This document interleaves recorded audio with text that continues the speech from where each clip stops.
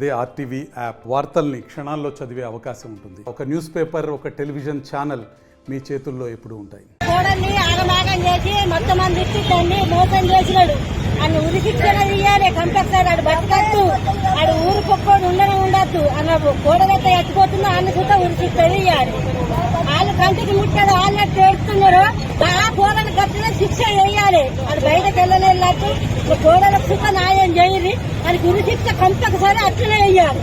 శ్రీశైలం జిల్లా కేంద్రంలో జరుగుతున్నటువంటి ఈ ధర్నా కార్యక్రమానికి విచ్చేసిన ప్రెస్ మిత్రులందరికీ హృదయపూర్వక నమస్కారాలు. మేము వెంకటపేట వాస్తవ్యులము.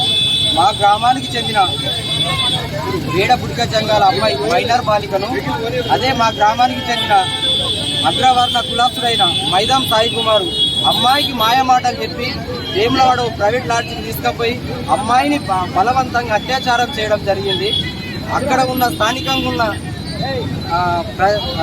పోలీసు వాళ్ళు అబ్బాయిని పట్టుకొని కేసు బుక్ చేయడం జరిగింది. అక్కడ ఉన్న పోలీసు వాళ్ళు గవర్నమెంట్ సివిల్ హాస్పిటల్కి రిఫర్ చేయడం జరిగింది. అక్కడ పట్టలేక కరీంనగర్ ప్రభుత్వ హాస్పిటల్కి పంపించారు. అక్కడ 4 రోజులు అమ్మాయి ట్రీట్మెంట్ చేసింది. అమ్మాయి ట్రీట్మెంట్ జరిగిన తర్వాత అమ్మాయి పరిస్థితి మంచిగా లేదు అని చెప్పి కరీంనగర్ వైద్య బృందులు ఆమెను హైదరాబాద్ గాంధీ హాస్పిటల్కు పంపించడం జరిగింది. మా గ్రామానికి చెందిన కొంతమంది యువకులు అందరం కలిసి అమ్మాయిని పరామర్శించడానికి వెళ్ళినాము. అక్కడ వైద్యుల సూచన మేరకు అడిగి తెలుసుకుంటే అమ్మాయి పరిస్థితి బాగా కఠినంగా ఉంది, బాగా దారుణంగా ఉంది అని చెప్పారు. మెరుగైన వైద్యం కావాలి. ఈ పేద వర్గాలకు డబ్బు పోగు చేసుకునే పరిస్థితి లేదు కాబట్టి ప్రభుత్వం స్పందించి ఈ అమ్మాయికి కార్పొరేట్ హాస్పిటల్కి పంపించి మెరుగైన వైద్యాన్ని అందించాల్సిందిగా ఈ రాష్ట్ర ప్రభుత్వాన్ని వేడుకుంటున్నాము. జై భీమ్. కుమార్ను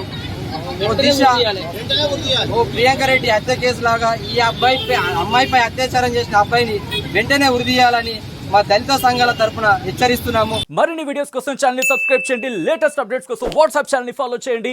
అండ్ లింక్ డిస్క్రిప్షన్ లో ఉంది.